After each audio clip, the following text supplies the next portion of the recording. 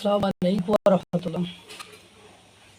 সংসদ অধিবেশনে একজন সংসদ সদস্যর কালকে মাননীয় স্পিকার বক্তব্য রাখলে তিনি একটা কথা বলেছেন যে স্বামী স্ত্রীর সম্পর্কে ডিভোর্স হতে পারে, কিন্তু ভারত আর বাংলাদেশের যে সম্পর্ক, সেই সম্পর্কের ক্ষেত্রে ডিভোর্স হওয়ার কোনো সুযোগ নেই। সেই সম্পর্ক খারাপ হলে সেটা উভয় দেশের জন্য বিপদ। কারণ স্বামী স্ত্রী সম্পর্কে ডিভোর্স হলেও ভারত এবং বাংলাদেশের সম্পর্কের ডিভোর্স সম্ভব নয়।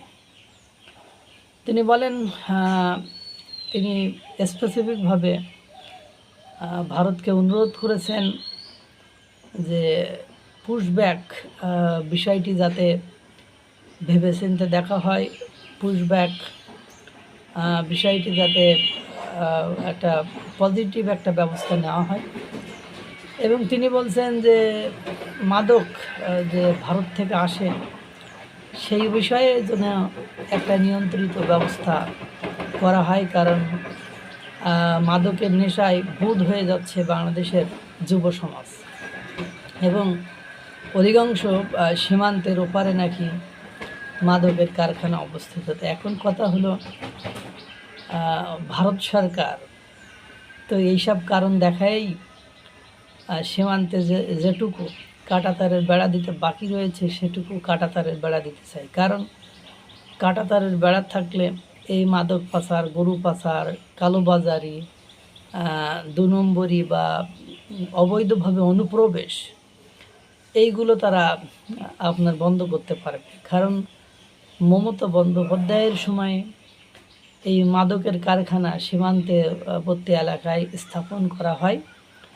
এখন শুভেন্দু অধিকারী মুখ্যমন্ত্রী পশ্চিমবঙ্গের এবং আপনার কেন্দ্রীয় সরকার যেহেতু বিজেপি, তাদের উভয়ের চাওয়া যে সীমান্তে বাংলাদেশের সে সাথে যেটুকু সীমান্ত রয়েছে, যেটুকু কাঁটাতারের বেড়া দিতে বাকি রয়েছে সেটুকু তারা কাঁটাতারের বেড়া দিয়ে দেওয়ার পরে যেন কাঁটাতারের বেড়া না থাকলে মাদক অনায়াসে বাংলাদেশে ঢোকা যায়, গরু অনায়াসে চুরি করে নিয়ে আসা যায় বা অন্যান্য সামগ্রী অনায়াসে চুরি করে নিয়ে আসা যায়। এবং মাঝে মাঝে অল্প টাকা দিলে, ৫,০০০ ১০,০০০ টাকা দিলে, কাগজপত্র ছাড়াই, পাসপোর্ট ভিসা ছাড়াই যাদেরকে পুশব্যাক করেছে ভারত, তাদেরকে বাংলাদেশ থেকে এরা ঢুকিয়ে দিতে পারে।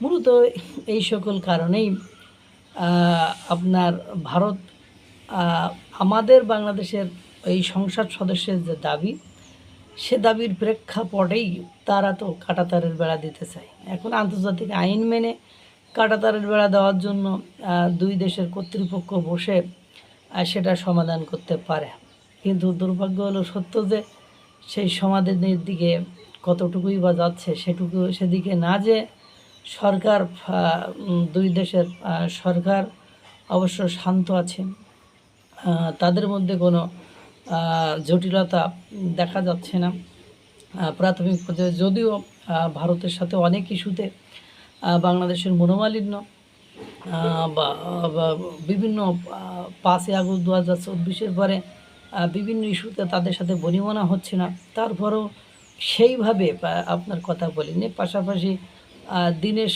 ত্রিবেদী, তার কথাও উনি উল্লেখ করে বলেছেন যে তিনি কাব্যিক ছন্দে বলেছিলেন যে আমি তো দুই দেশের আকাশের মধ্যে কোনো পার্থক্য দেখি না। তিনি কাব্যিক ভাষায় বলেছেন, এটাকে বাংলাদেশের নেগেটিভলি উপস্থাপন করে করা হয়েছে, কিন্তু তিনি কাব্যিক ভাষায়, মানে একটু রূপক ভাষায় তিনি বলেছেন যে দুই দেশের সুসম্পর্ক থাকাটা কতটা জরুরি, দুই দেশ সম্মিলিতভাবে কাজ করলে অর্থনৈতিকভাবে কতটা এগিয়ে যাওয়া সম্ভব, এটা উনি বোঝাতে চেয়েছেন, কিন্তু সেটা নেগেটিভলি বুঝিয়ে ফেলেছেন। এখন কথা হলো, এই এমপি সাহেব যেসব কথাবার্তা বলেছেন, ভারত ওই সকল কারণেই তো আগে থেকে স্টেপ পদক্ষেপ নিতে চেয়েছে, কিন্তু বুঝতেছে না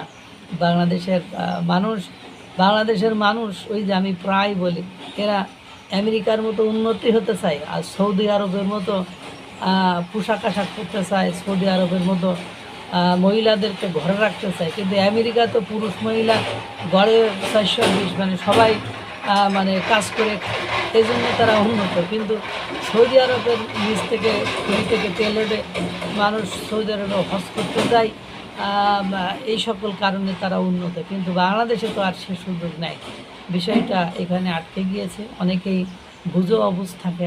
তো এই যে কথা যে স্বামী স্ত্রীর ডিভোর্স হলেও ভারতের সাথে সম্পর্কের ডিভোর্স হওয়া সম্ভব নয়, এটাই সত্য কথা। কিন্তু কে বোঝাবে, কাকে বোঝাবে, কিভাবে বোঝাবে, এটা বুঝতে চাই না। বরং আমরা নিজেদেরকে ধ্বংসের দিকে নিয়ে যেতেই স্বাচ্ছন্দ্য বোধ করি। আল্লাহ তাআলা সকলকে ভালো রাখুক, সুস্থ রাখুক। আসসালামু আলাইকুম ওয়া রাহমাতুল্লাহ।